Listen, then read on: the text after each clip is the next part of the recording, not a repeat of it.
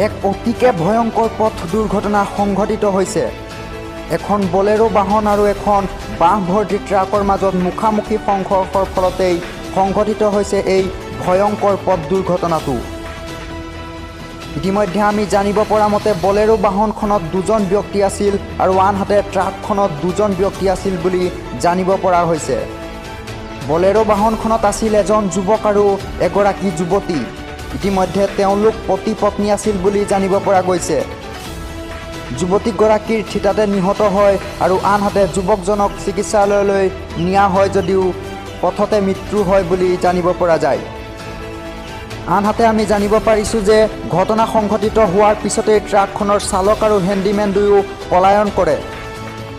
এই ভয়ংকৰ ঘটনা সংঘটিত হোৱাৰ পাছতেই চালক আৰু হেণ্ডিমেন দুয়োগৰাকী ঘটনাস্থলীৰ পৰা পলায়ন কৰে বুলি স্থানীয় লোকে আৰক্ষীক অভিযোগ উত্থাপন কৰিছে। ইয়াৰ পিছতে ততাতৈয়াকৈ ঘটনাস্থলীত আৰক্ষী উপস্থিত হৈ ঘটনাৰ তদন্ত ইতিমধ্যে আৰম্ভ কৰিছে। আমি ইতিমধ্যে আপোনালোকক জনাইছোঁ এক ভয়ংকৰ পথ দুৰ্ঘটনা সংঘটিত হৈছে আৰু যি দুৰ্ঘটনাৰ ফলত মৃত্যু হৈছে দুগৰাকী ব্যক্তিৰ। এখন বাঁহ ভৰ্তি ট্ৰাক আৰু এখন বলেৰো বাহনৰ মুখামুখি সংঘৰ্ষৰ ফলতেই এই ভয়ংকৰ ঘটনাটো সংঘটিত হৈছে।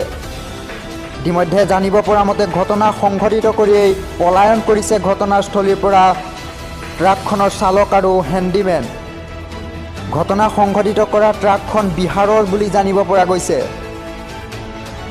এই কৰুণ তথা ভয়ংকৰ ঘটনাটো বিজয়নগৰত সংঘটিত হৈছে। ইতিমধ্যে আৰক্ষীয়ে দুয়োগৰাকী ব্যক্তিকে মৰণোত্তৰ পৰীক্ষাৰ বাবে প্ৰেৰণ কৰিছে।